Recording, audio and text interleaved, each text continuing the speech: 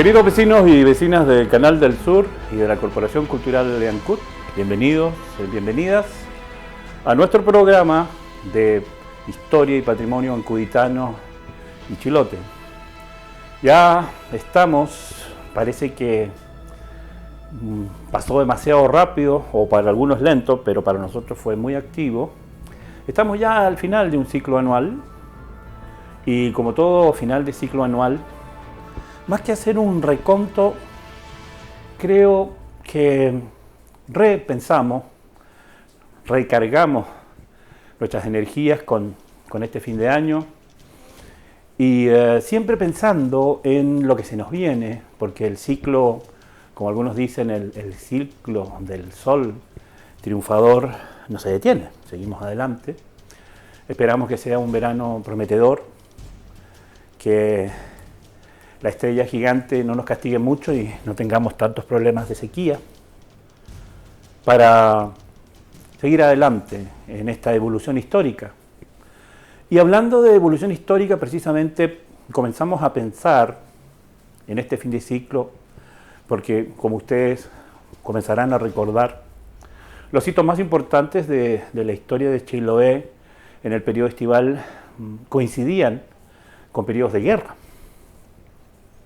Casi todas las campañas que se llamaron así de Chiloé entre 1820, aunque Chiloé comenzó un proceso de guerra antes de 1820, 1813, con la revolución, entre comillas, independentista chilena, hasta 1826 se llamaban las campañas de Chiloé y todas se realizaban en verano, por razones estratégicamente obvias. Era el único momento en que cualquier flota extranjera, incluyendo la republicana, podía atreverse a atacar al archipiélago y a sus condiciones de mar.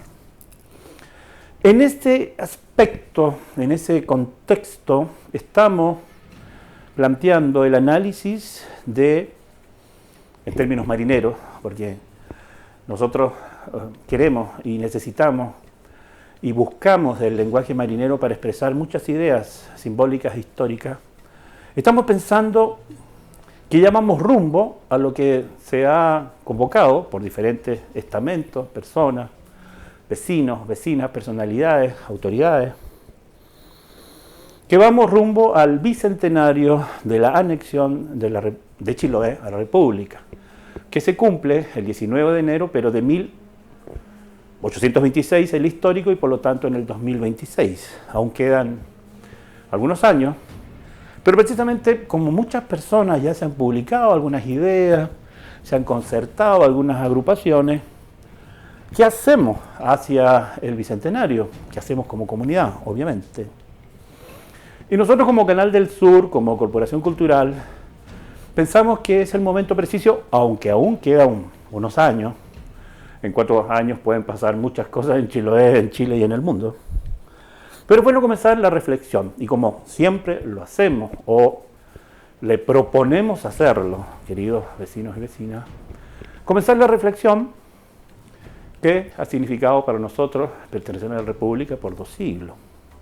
Y por eso a este programa le pusimos así, rumbo al bicentenario de la anexión de Chiloé a la República, memorias de una epopeya.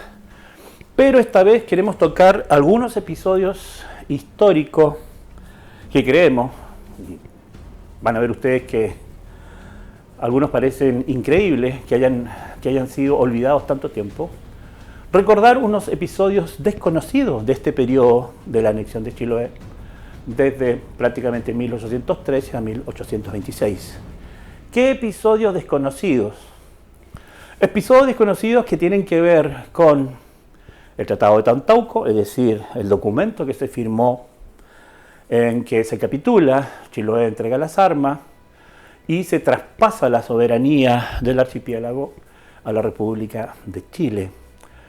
Hay harto que conversar, hay harto que analizar sobre el tema del Tratado de Tantauco, porque precisamente en la década del 70, del 80, cuando fue la reorganización de muchas comunidades campesinas, particularmente huilliches en Chiloé, se reclamaba, o más bien se apelaba al derecho internacional, al derecho natural, que la República de Chile nunca reconoció el Tratado de Tantauco. como un tratado entre dos regiones. No lo reconoció de frentón y eso significó muchos problemas, sobre todo de propiedad. Lo vamos a ver al final. Y al mismo tiempo el reconocimiento de personajes que no queremos que se olviden. Estamos hablando del gobernador Antonio de Quintanilla, el último gobernador hispánico de Chiloé, que tuvo familia en Ancud. Su único hijo nació en nuestra ciudad en 1825, Antonio Eusebio, su único hijo, varón, y también que formaba parte, su madre, de una prestigiosa familia ancuditana chilota, la familia Álvarez Garay. Por lo tanto, Quintanilla fue un personaje que dejó raíces acá, aunque después de la guerra final del año 26 se traslada con toda su familia, incluyendo su hijo, su esposa y sus suegros, a Santander, en España, de donde él era natural. Pero también algunos personajes que para la mayor parte de Chiloé son desconocidos y nosotros no queremos que sean desconocidos. Porque así como se destacan a ciertos personajes históricos en la historia oficial, en la historia de Chiloé, por ejemplo, nadie recuerda, salvo nosotros, al coronel de milicias, don José Rodríguez Ballesteros, que fue el que organizó a todas las huestes que combatieron en Chiloé entre 1820 y 1826, incluso fuera de Chiloé, en el Alto Perú, noroeste de la Argentina, Rancagua, Santiago, las campañas que se llamaron de la Patria Vieja. Llegaron a pelear hasta Ayacucho, el batallón de milicianos de Chiloé y de Castro. Precisamente este oficial, don José Rodríguez Ballesteros, es uno de los personajes que nosotros queremos recordar porque está sumido en un olvido injusto por el rol que él tuvo en Chiloé. Tuvo un final muy triste, murió muy pobre en Santiago, pero nosotros en Canal del Sur queremos recordarlo, junto con el otro artífice fundamental de esta epopeya, que fue el general Antonio de Quintanilla. Decíamos, algunos episodios desconocidos para ir ya pensando rumbo al Bicentenario.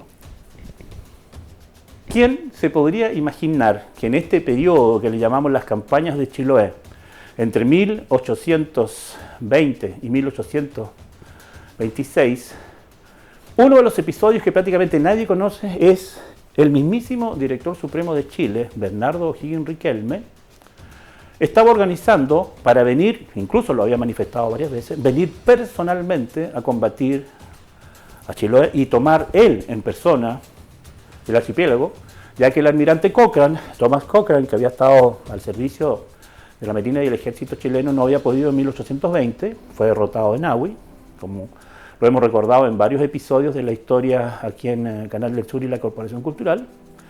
Imagínense Bernardo O'Higgins en Chiloé.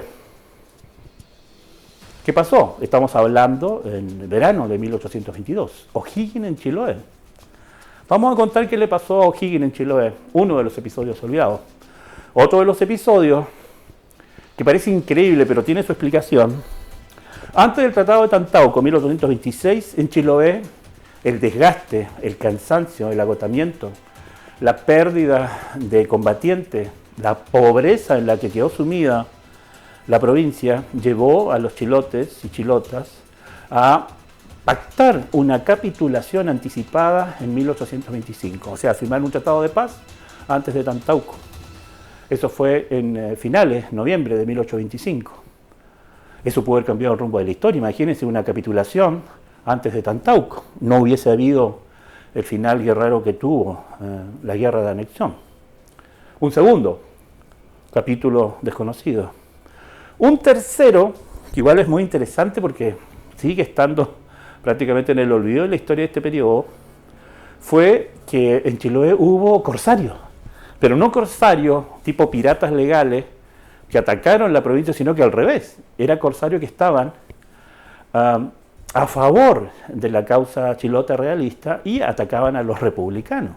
Dos corsarios, el famoso corsario Mainieri o Manieri y otro buque que se conoció como el Puig o el comandante Valdés, que se llamaba o estaba comandado por el comandante inglés Mitchell. Corsarios en Chiloé a favor de la causa realista. Y finalmente algunas reflexiones que queremos compartir con ustedes. O'Higgins en Chiloé, 1822. O'Higgins estaba pasando por un momento muy difícil de su gobierno. Tenía muchos enemigos, muchísimos enemigos jurados, incluso enemigos a muerte, que no le perdonaban porque las divisiones entre los caudillos chilenos en esa época eran a muerte. Ustedes algo recordarán que a O'Higgins se le echaba la culpa de la muerte de los hermanos Carreras y de José Miguel, de su hermano, y de Manuel Rodríguez. Entonces O'Higgins pasaba por un momento muy complicado, tan complicado que en 1822 y 1823 finalmente se le organiza, entre otros oficiales, gente de las oligarquías santiaguinas, de Concepción y también del norte, un golpe de Estado. La historiografía tradicional le llama la abdicación de O'Higgins. Hablemos en buen castellano. Un golpe de Estado. O'Higgins fue derrocado y obligado a exiliarse al Perú en 1823-24. Pero en el 22 estaba pensando seria y concretamente en organizar una expedición que se iba a armar en Valdivia para atacar Chiloé ese año. Habían 3 oficiales que estaban planificando la primera o la segunda, ataque a Chiloé, oficiales extranjeros, pero que al final tomaron parte en el complot en su contra, y eso derivó precisamente en que la campaña nunca se llevara a efecto. O'Higgins fue muy habilidoso porque le envió varias cartas al gobernador Quintanilla para convencerlo que pactara la paz, que capitulara, que no fueran a la guerra, porque no tenía sentido y según O'Higgins ya estaba por caer, al final Perú cae el virreinato cae en 1824, estaba consolidándose la revolución en Chile y por lo tanto no tenía sentido combatir. Le envió varias cartas muy diplomáticas, muy decorosas, pero el general Quintanilla se negaba, también cortésmente, y que tenía que mantenerse hasta el final defendiendo la causa que había jurado defender, que era la causa monárquica. Pero O'Higgins usaba un doble rasero. Por un lado, trataba de convencer con la diplomacia a Quintanilla que se rindiera o que entregara la provincia sin guerrear, y por el otro lado, bloqueaba el puerto, bloqueaba el archipiélago. En el documento que ustedes van a ver en Canal del Sur, nosotros tenemos a la vista el decreto en el que formalmente O'Higgins mandaba a sitiar, a bloquear todos los puertos del archipiélago. ¿Qué significaba este bloqueo? El bloqueo significaba que ningún barco español ni de otra nación pudiera entregar suministros, armas, pertrechos, alimentos a Chiloé. ¿Para qué? Para matar del hambre al archipiélago, para que no tuviera armamentos y no combatiera. Entonces O'Higgins hábilmente, por un lado, hacía la diplomacia epistolar con Quintanilla para convencer que entregue la provincia sin pelear, y por otro lado bloqueaba al archipiélago para que la provincia estuviera con muchas necesidades más de las que tenía económica y desistiera de combatir. No funcionó. Los oficiales que estaban en Valdivia, aquí igual es interesante, en el año 1822, habían 2 oficiales extranjeros en Valdivia preparados para atacar Chiloé, que era el coronel Jorge Pochef, de origen francés, que había hecho una campaña muy importante en Valdivia, en la toma de Valdivia, era gobernador militar allá, y un marino norteamericano, Charles Wooster, que estaba a cargo de la flota de infantería de marina. Ambos se suman al complot que encabezó al final Ramón Freire en contra de O'Higgins. Se anula la orden de venir a Chiloé el año 22, y tanto Pochef como Wooster se embarcan para Valparaíso para apoyar la asonada, el golpe de Estado que significó la caída de O'Higgins y su destierro en el Perú. Hasta ahí llegó la intentona de Bernardo O'Higgins, de él incluso llegar a comandar personalmente una segunda expedición en 1822 para anexar Chiloé por la fuerza, ya que el comandante Quintanilla no iba a entregar sin pelear el archipiélago. Ahí fracasó el intento de O'Higgins de venir a Chiloé. Pero si a O'Higgins el año ya 23 le costó el cargo y le costó el exilio, para Antonio de Quintanilla las cosas tampoco estaban fáciles. Chiloé llevaba ya varios años de combate, las arcas reales estaban vacías, la población subsistía con lo básico, marisco, pescado, porque por fortuna y papas siempre abundaban en el archipiélago, muchos heridos, muchos mutilados, las tropas desmoralizadas en bastante grado porque no tenían ningún apoyo de España. En todos estos años, lisa y llanamente, la corona española y el virreinato del Perú abandonó el archipiélago. Los chilotes quedaron solos defendiendo la última frontera de la causa ibérica, de la causa monárquica. Y cundía la desazón entre las huestes. Hay que ser realistas en eso, realistas en lo que realmente ocurrió. Y un grupo de soldados estaba muy descontento, que incluso desconfiaba del propio gobernador Quintanilla. Pensaban que Quintanilla había hecho un acuerdo secreto con O'Higgins para fugarse y llevarse lo poco que quedaba. Y con esa excusa le hacen un motín militar al gobernador Quintanilla el 7 de febrero de 1825, un año antes de la última campaña. Un motín, toman preso al gobernador Quintanilla y al oficial Saturnino García, con la excusa que, como les repito, el gobernador Quintanilla quería fugarse en una goleta y abandonar la provincia. Por supuesto, algo que era falso. Este motín fue rápidamente sofocado nuevamente, y aquí recalco la importancia del oficial, el coronel de milicia, José Rodríguez Ballesteros, porque él terminó con la sonada, un intento de motín, por la fuerza, para volver a su cargo al gobernador legítimo, que era Quintanilla, que ya estaba preso. Así que se convierte en héroe para poner orden en las tropas chilotas, que salvo ese grupo estaba muy descontenta con lo que estaba pasando, y nuevamente restituido el gobernador Quintanilla ese mismo verano del 25. Los oficiales amotinados eran los capitanes Fermín Pérez y Manuel Velázquez, que eran unos oficiales de muy baja calidad humana y militar. Siempre estaban contraviniendo las órdenes de Quintanilla. Ellos fueron los líderes de ese motín el año 25. Entonces también podemos decir de que no todas las huestes chilotas estaban a pie firme para seguir defendiendo en esas condiciones al archipiélago. Ahí está la explicación de por qué ese motín, que gracias al comandante Rodríguez Ballesteros, Quintanilla pudo salir adelante. Si no, otra historia hubiese comenzado a contarse. Bueno, se recupera el gobernador, la oficialidad firme, digna, sigue detrás de su gobernador, y pasa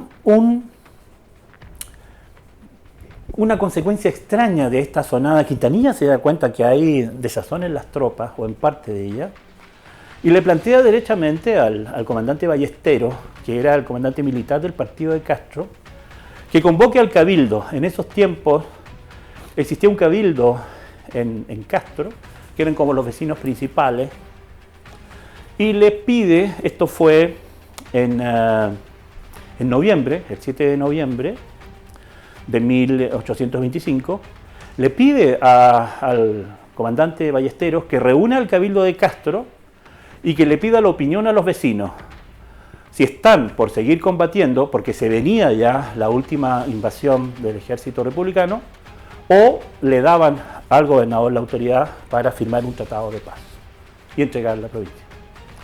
Esto ocurrió el 7 de noviembre de 1825. ¿Qué pasó en el fondo? Y este es el hito extraordinario desconocido. Los vecinos del Cabildo de Castro mayoritariamente eran de la opinión de capitular, es decir, pactar con la República de Chile y entregar la provincia sin guerrear. Firman ese documento, fíjense, antes del Tratado de Tantauco, en Castro, con el apoyo de todos los vecinos del Cabildo de allá, le dan la autorización a través de un documento, que es un acta para el gobernador el 20 de octubre de 1825 para que Quintanilla pacte la entrega de la provincia, miren lo que estamos diciendo, antes del 26, sin combatir. Quintanilla recibe la misiva y se prepara para hacer los contactos con el nuevo director supremo, que es Ramón Freire, para entregar la provincia con un tratado. 1825, unos meses antes de la última campaña. Y en ese intertanto, días nomás, noviembre del 25, llega un buque de Río de Janeiro y le da una falsa noticia, pero que en ese tiempo cambió radicalmente la opinión de lo que estaba pasando, diciéndole a Quintanilla y a los oficiales que se venía una enorme flota de España para recuperar Perú y Chiloé, que habían caído el año 24. Quintanilla le escribe nuevamente a Ballesteros, la gente se vuelve loca de contento, pensando que por fin y por única vez venía una armada a socorrerlo para recuperar el poder real que había caído ya en Lima. ¿Qué es lo que hace Quintanilla? Le escribe, esto fue el 7 de noviembre, la capitulación se había firmado en octubre, y en noviembre le dice al coronel Ballesteros, olvídese del acuerdo con el Cabildo de Castro, dígale a la gente que se viene una flota, nos vienen a ayudar, nos vienen a socorrer, y vamos al combate otra vez. Y ahí quedó la capitulación pactada el 7 de noviembre de 1825. La noticia era falsa, nunca llegó esa flota a Ancud, a Chiloé. Y consecuencia de aquello, se prepararon para lo que pasó en 1826. Imagínense el espíritu que reinaba en esa época. La gente lo único que pensaba era, ¿cuándo llegará la ayuda de España para que sigamos combatiendo? Fueron engañados una vez más el pueblo chilote por el Imperio Español. Bueno, lo hemos dicho más de una vez, aunque algunos personeros, representantes de la monarquía española no les haya gustado mucho la idea, hay una deuda pendiente de la monarquía española con Chiloé, particularmente la Casa de Borbón, por eso lo vamos a hablar después. Y otro de los sucesos ya finalmente que son casi increíbles, como decía un amigo, esto está para una película de acción. Quintanilla tenía corsario. ¿Cuál es la diferencia? Ustedes me preguntarán entre un corsario y un pirata. La diferencia es muy fina. Un pirata es un marinero que roba, asalta y mata para su beneficio sin importarle nada ni nadie. Un pirata. Pero un corsario es como un pirata legal, es decir, tiene una patente de corso, que le llamaban. Es decir, es un buque que de manera particular enfrenta a los enemigos, o los que están en guerra, en este caso por el lado de Chiloé, a los republicanos para obtener ganancias, sobre todo armas y dinero o bastimento, de lo cual entrega una parte, en este caso a Chiloé, y la otra se la guarda. Y hubo dos corsos al servicio de Chiloé en esa campaña que va más o menos entre 1823 a 1826.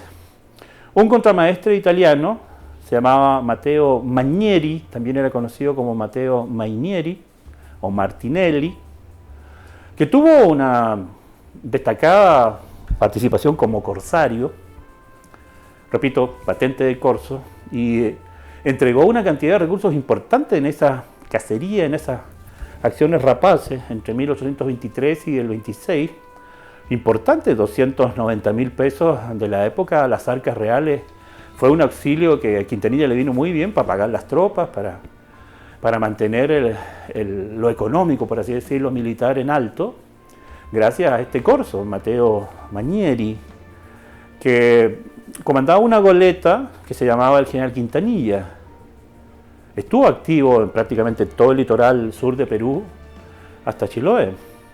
Y otro corsario que tuvo una corta vida, pero que también hay que nombrarlo porque es desconocido, el capitán Michel, que tenía un bergantín que se llamaba el General Valdés.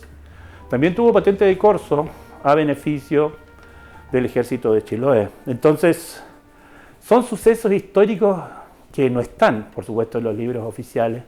Y nosotros queremos irlo sumando a esta discusión, a este análisis que espero sea productivo, que sea rico, porque no encuentro sentido empezar a pensar en armar proyectos a 4 años, teniendo tantas necesidades, pero espero que todas las ideas que confluyan en esta búsqueda, en este rumbo a los 200 años, como se ha planteado, sean proyectos que beneficien directamente a la comunidad. Y no me refiero necesariamente a proyectos de infraestructura. Yo quiero entender, incluso lo queremos plantear así, que sean proyectos en el ámbito más cultural, educacional, turístico. Porque los proyectos de infraestructura, los proyectos de necesidades físicas que tiene el archipiélago son obvias y casi conocidas por todo el mundo. Pero estamos extremadamente pobres y cojos en proyectos culturales de trascendencia a 4 años.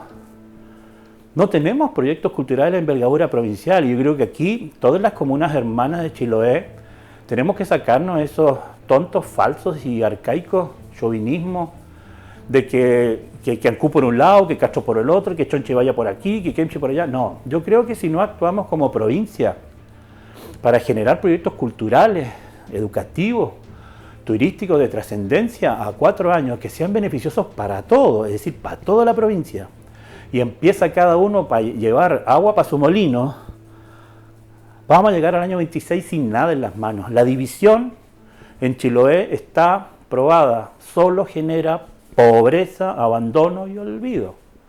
Si no vamos unidos como provincia al Bicentenario, creo que no vamos a ganar absolutamente nada, y por eso le planteamos algunas preguntas abiertas, vecinos y vecinas, en este rumbo al Bicentenario. Por ejemplo, pensemos, reflexionemos. ¿Qué ha significado para Chiloé pertenecer a la República 200 años? ¿Qué significado tiene eso? Vecino, vecina. 2 siglos de pertenecer a Chile.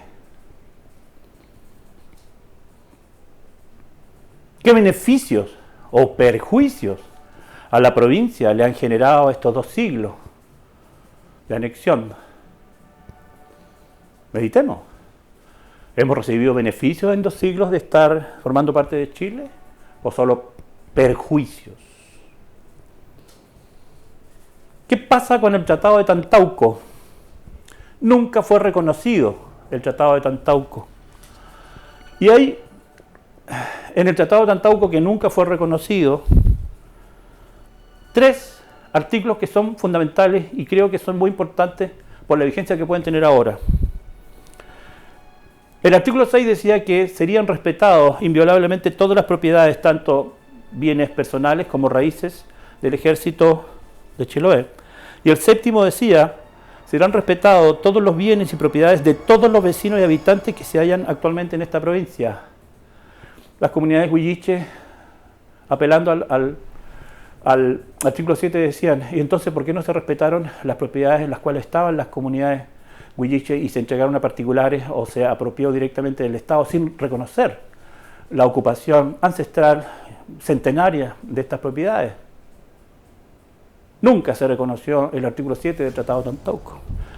Escuchen lo que decía el artículo 13 del Tratado de Tantauco. Todas las dudas que incurran sobre la inteligencia del presente tratado serán interpretadas a favor del Ejército Real de Chiloé. Todas las dudas. Ninguna duda del Tratado de Tantauco fue interpretada a favor de Chiloé.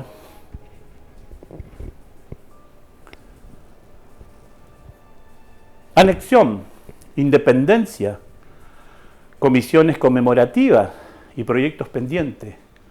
¿Cuáles? ¿Para qué? ¿Quién va a financiar esos proyectos? ¿Se va a comprometer los órganos de gobierno regionales, provinciales, legislativos? ¿O estamos soñando una vez más? Recuerden lo que comentábamos. Chiloé toma la decisión de capitular en 1925, llega una noticia falsa y le dice que viene una expedición a salvarlos, a ayudarlos para seguir peleando, y era mentira. ¿Vamos a llegar al 26 con otras mentiras que vienen de fuera? ¿O nosotros vamos a tomar decisiones de qué queremos hacer con el Bicentenario? Si nos sirve para algo o definitivamente no. Han sido tantas las traiciones, tantas las pérdidas.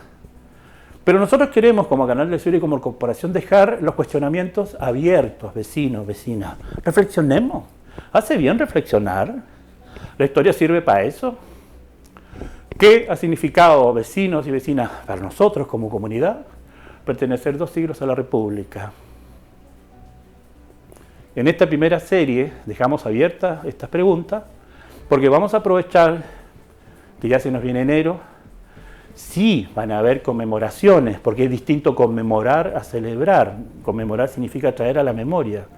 ¿Qué vamos a traer a la memoria el próximo 19 de enero? Un año más de esta gesta, de esta epopeya extraordinaria en la historia de Chile y América del Sur, que se llamó las campañas de Chiloé, y en el cual Ancud en particular y Chiloé en general fueron dueños de su propia historia. Decidieron combatir, perdieron, pero lo hicieron con honor, con valentía, con decisión, defendiendo una causa que consideraban justa. ¿Qué ganaron de España? El abandono. ¿Qué ganaron de la República? Les dejamos a ustedes, queridos vecinos y vecinas, la reflexión. ¿Qué ha significado para ustedes pertenecer a Chile 2 siglos? Las preguntas están abiertas y nuestra serie continúa rumbo al bicentenario de la anexión de Chiloé a la República. Muchas gracias.